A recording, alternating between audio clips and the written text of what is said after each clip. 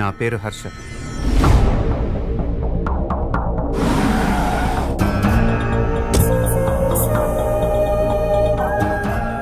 నా దగ్గర లేనిది లేదంటుంటారు, కానీ నాకు కావాల్సింది ఇంకేదో ఉంది. దానికోసం ఎంత దూరమైనా వెళ్ళాలనిపిస్తుంటుంది. ఊరిని దత్తత తీసుకోవటం అంటే జేబులో డబ్బులు తీసి రంగులు రోడ్లు వేసి వెళ్ళిపోతాను అనుకున్నారా? వీడిని వాడిని వాడిని వాడిని వీళ్ళందరినీ,